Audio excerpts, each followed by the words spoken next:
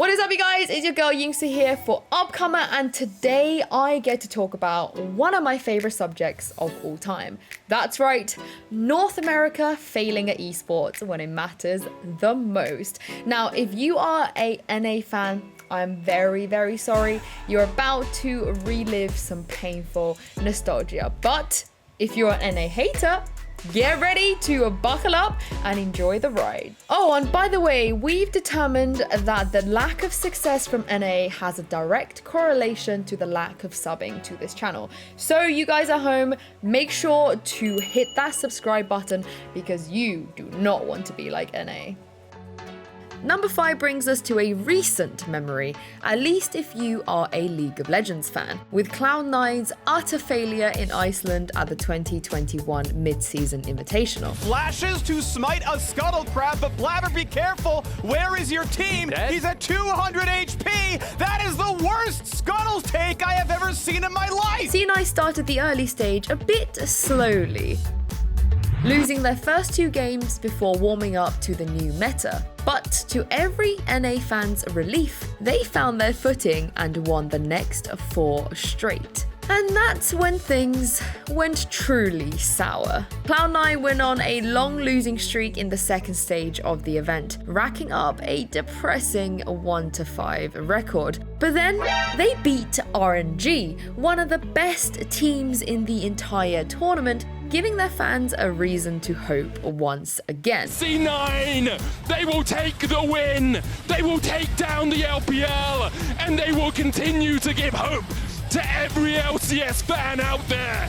Cloud9 are making their way to semis. But then they lost to Pentanet.gg, a team that literally doesn't even have a supported region, ruining the rest of their event and essentially securing Cloud9's elimination. Pentanet still winless, and Cloud9 in a state where every single win counts. You're making me nervous, even with the intro there. I mean, this is the NA Classic, right? It's always, beat a really big top team, and when you come to international play, they'll beat a tournament favorite, and then they'll lose to a team that they're really expected to beat. A single player's salary on C9 is more than all of the salaries on Pentanet combined. Yeah, let's just think about that for a moment. And yet they still found a way to lose to them and bring shame to all of North America. Pentanet has it, Sven doesn't have it. He's chased back, he's probably gonna be killed. Ladies and gentlemen, Oceania will not go silent into the night. They will find their first win of the Rumble stage, and they will defeat Cloud9.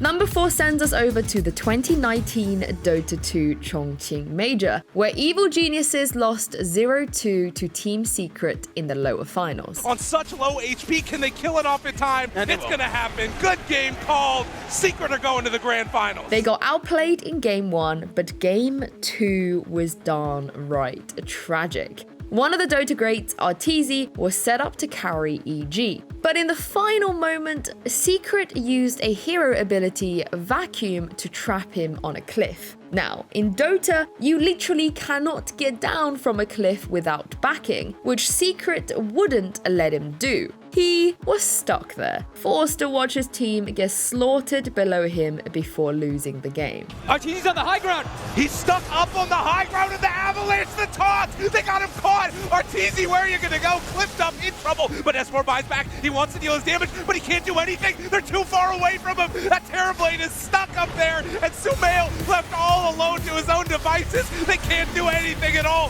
Where's your damage? It's up too high. Arteezy had never won a Valve-sponsored event, and at this point, it's pretty well known that he might actually be cursed, and this was supposed to be his moment. But when it mattered the most, he couldn't step up, or should I say, step down in this case, to the challenge. If there is a silver lining to this NA failure, is that Arteezy getting cliffed is now a lifelong meme. Not only do teams actively try and tilt him by locking him down on cliffs, they also use an in-game spray of his face to tilt him too. This guy, nothing to say, somebody stop him. He's trying to win a game of Dota, like for style points. Look at Faithbeyond literally took the extra 3 seconds to replant this sticker. At number 3, we have our second of 3 NA League of Legends failures. This time, we'll take a look at Team Liquid's 2019 MSI run, the second time NA made it to the MSI finals. Now, you might be wondering how NA making it to a grand finals of an international event could be considered a failure. Well, that's because they got swept in the fastest ever international best of 5. They never came close to putting up a fight. They're on pace here for the fastest international best of 5. It only gets more exciting from here. We'll see if Team Liquid can mount the comeback. It is definitely a difficult mountain to climb. After defeating Invictus Gaming, the most recent world champions in the semi-finals, Team Liquid found G2 Esports in the grand finals. It was the NA versus EU rivalry matchup that everybody wanted to see, and at the time it was the best team NA had ever put together. But they still got obliterated to pieces in the finals. And not to be too savage or anything, but against G2, they looked like a bunch of silver players on stage. This is what peak League of Legends looks like, and it comes from Europe. A world record. G2 Esports 3-0 will win MSI 2019. Cloud9 is unlucky enough to be featured twice because at number 2, we've got the downfall and failure of C9's major winning CSGO team. Right after their Cinderella win at the E-League Boston Major in 2018, we'd all hoped Cloud9 would continue their dominance and establish a new era for North American Counter-Strike. But instead, they pulled an NA classic and just rolled over and died. Cloud9, I said it, they're going backwards. It's like they won the major, now they have to step back down the ladder. It seems that way. Not really the same team we saw at the major at all. Almost immediately after winning CSGO's biggest tournament, C9's results dropped off a cliff and the roster fractured. Stewie 2K of SK Gaming, all right, not of Cloud9. We've moved on. It's a new chapter. Over the next few months, they'd continued to bomb out of every tournament they played in, without so much as a single semi-finals appearance. Fast forward to 2021 and Cloud9 CSGO doesn't even exist anymore. What could have been the spark of a new, invigorated NA CSGO scene turned out to be a single page of joy in a long, depressing book of European domination and North American failure. Well, with the exception of Team Liquid. Smoked away, and it's done finally.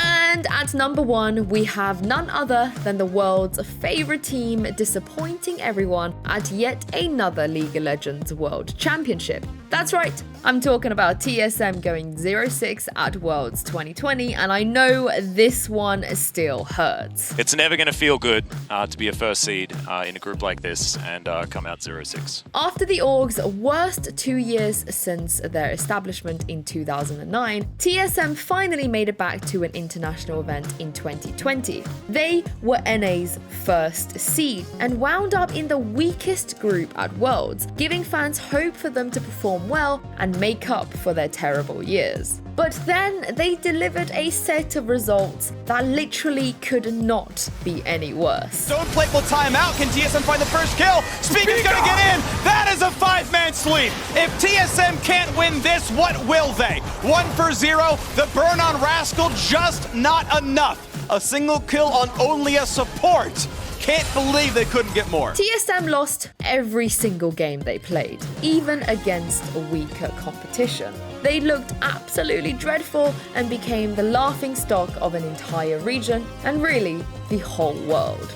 It was so bad, in fact, that NA's finest, Doublelift and Bjergsen both decided to retire just weeks later, although they claimed that their 0-6 run had nothing to do with it. I'm here to talk about the fact that I'm retiring as a professional player and stepping into the head coach role for TSM. Anyway, TSM had the whole world talking once again, but just not quite in the way they intended. TSM as well as the first seed out of North America definitely had a lot more expectations on their shoulders than a 4th place finish in this group. I think at this point it's a meme between me and my colleagues that I just like on North America. It's just all for memes. I love you guys, my NA folk. You guys beat us at Valorant, you know, where it matters. Team Liquid are EU in Valorant, baby, so I can wear this jersey. Y'all think I was wearing this jersey to support NA, but nah.